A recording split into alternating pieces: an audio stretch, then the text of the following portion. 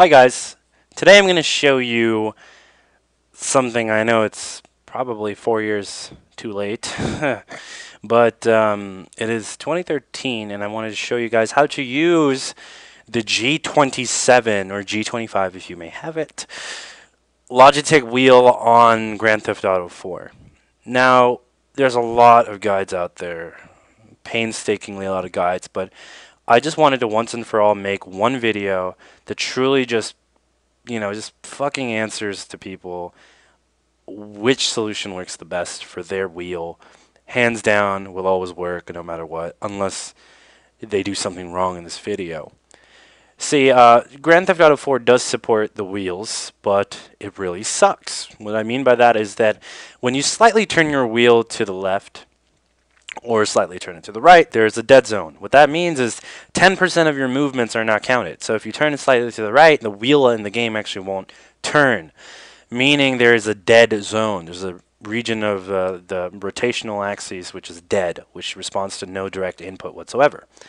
What you need to do is use about a couple of programs to fix this, and there will be no force feedback support for wheels. Unfortunately, there's no frictional support for the wheels or anything like that, but there is a way to get your wheel working to a insane amount of realism on Grand Theft Auto 4. Now my own setup is a Logitech G27 with the play seat, of course, and I'm going to actually just show you guys how to go about setting that up. So here I'm going to go ahead and open my Grand Theft Auto 4 directory, and yes, I have a lot of pirated stuff. I'm just going to say that right here, but I don't endorse piracy at all. This is a legal disclaimer, although if the FBI is watching this, you guys can seriously go fuck yourselves. Anyways, Rockstar Games, Grand Theft Auto 4. All of you should have this directory. And this video will probably be a 2 or 3 part series video, but all of you should have this directory. And in this directory, I'm assuming you are at blank settings. You just installed Grand Theft Auto 4, or you've never actually had a mod in it. So let's say you have a blank Grand Theft Auto 4, and you basically want to start installing the mods and all this stuff. So the first thing, if you guys want to do, and I'm going to just mimic my setup, is install what I like to call Vucko 4.0 from GTA4mods.com. Now what this is it's ENV settings 4.0. It basically makes your game look super real. I mean, look at that. Just look at that. Super real. And what you want to do is you want to download Vucko. Okay, just everyone should do it. It's really worth it. If you haven't done it, you're stupid and you're missing out. You download Vucko. And then you wait for Vucko to download and open. And inside you have all these files: PC, shader input, Corona, I believe is the star, yes. And then you also have the ENB clouds, this customized clouds for the ENB, ENB detail.dds, which is a type of texture file. In any case, what you want to do is you want to install Vucko. And Photoshop is going to go ahead and decide to just show you what that looks like. Photoshop opens DDS files. There are types of texture files or 3D files which hold the textures or whatever. I don't remember which one. But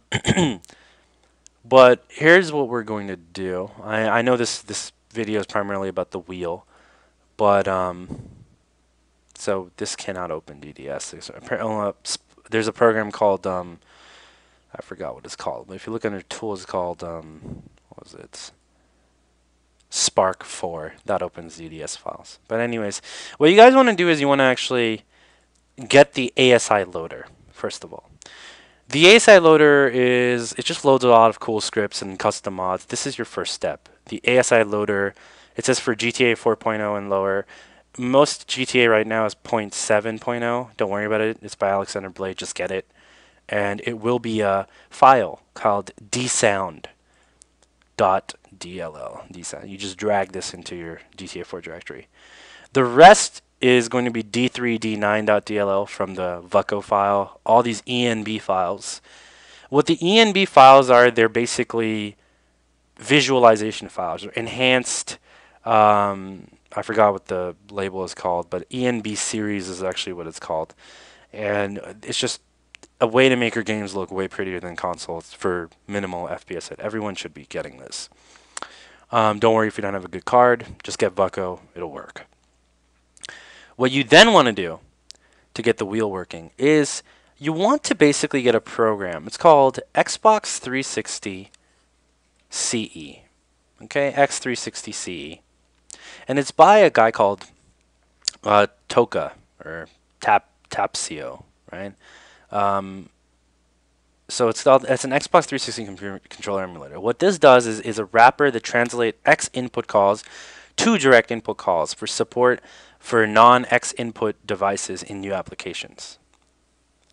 So what this means is basically any direct input device you have that is not an Xbox device will read like an Xbox controller. In other words, it will translate all direct input stuff as if it's an Xbox controller. What this means is an Xbox type wheel. Everything is kind of like registered like an Xbox, basically. It emulates even your wheel like a 360 controller. Now you're probably wondering, can I use my wheel and can I use my controller at the same time? Yes, you can. Just make sure to use a pass-through. Pass-through means, you know, well, it doesn't matter. You don't have to do pass-through. Just use the emulator. It will allow you to use more than 3 controllers at once. You could even use up to 4. As long as, realistically speaking, they have their own settings, they're all calibrated, and the game will undoubtedly pick them all up as an Xbox controller. Basically like 4 Xbox controllers plugged into your system. So we're only going to stick with 1 Xbox controller and another Xbox, 2 Xbox controllers, which is one is the wheel. And why we do this is you're going to download X360 libraries, 64-bit, VS 2010 or 32-bit, whichever one you want. And then what you want to do is you just want to you want to download it. And then what you guys want to do is you just want to go ahead and open X360 CE.